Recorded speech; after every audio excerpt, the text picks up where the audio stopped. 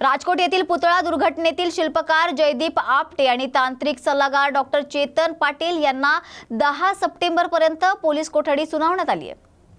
तर मालवण राजकोट किल्ला येथील छत्रपती शिवाजी महाराजांचा पुतळा कोसळल्याची घटना 26 ऑगस्ट रोजी घडली होती।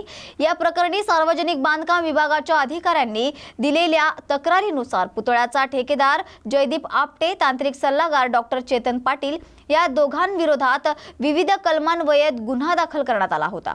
यातील तांत्रिक सल्लागार डॉक्टर चेतन पाटील याला यापूर्वीच अटक करण्यात आली होती, तर जयदीप आपटे हा फरार होता।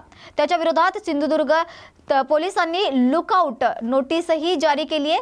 तर यात काल रात्री मुख्य संशयित आरोपी जयदीप आपटे याला कल्याण येथून त्याच्या राहत्या घरातून पोलिसांनी ताब्यात घेतले। त्यानंतर त्याला सिंधुदुर्ग पोलिसांच्या ताब्यात देण्यात आले।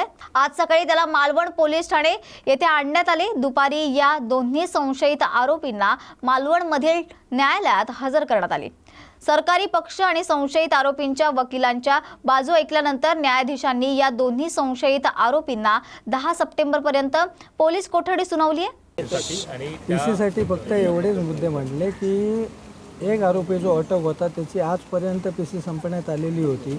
आता दुसरा आरोपी त्याच्यासोबत मिळालेला आहे, त्याच्यामुळे त्यांचं त्या दोघांसोबत पोलिसांना संवाद साधण्याची संधी पाहिजे। त्याच्यामुळे तो सकल चौकशी काय असेल ती करणं महत्त्वाचं आहे। त्याच्यामुळे कोर्टाने आमची मागणी मान्य केली आणि 10 तारखेपर्यंत पोलीस कस्टडी दिली। टेंडर कोणी दिलं, का दिलं याची सुद्धा चौकशीची मागणी ती आता पोलीस तपासात होईल।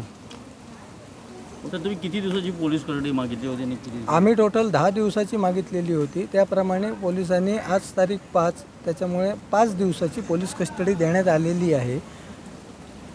म्हणजे एक नंबरच्या आरोपीला 5 दिवस आणि 2 नंबरच्या आरोपीला आता 10 दिवस झाली। त्याच्यामुळे तसंच चौकशी कामी कोर्टाने सुद्धा आमचे मुद्दे काय जे होते ते मान्य केले। त्यांचे जे काय मुद्दे होते ते कोर्टाने नाकारले आणि त्याच्यामुळे कोर्टाने पीसी दिली। संशयिताच्या वकिलांनी मुद्दा मांडला की आरोपी स्वतःहून येथे हजर झाले। नाही, आरोपी स्वतःहून इकडे हजर झालेला नाही आहे। आम्हाला अशी बातमी आहे की आरोपी गोव्यावरनं इंदोरवरनं आणि कुठे गेलं, त्याच्यानंतर त्याला पोलिसांनी अटक केली। एवढंच जर असेल तर आरोपी हा ज्या दिवशी गुन्हा झाला असता त्या दिवशी तो हजर झाला असता आणि त्याने सांगितलं नसतं की बाबा आमची ह्याच्यात काय चुकी नाही आहे, परंतु तो फरार राहिला आणि त्याच्यामुळे पोलिसांनी आता त्याला अटक करून आज कोर्टासमोर हजर केलं। पोलिसांनी कुठे अटक केली, इंदोरला की कल्याणला? कल्याणला अटक केली।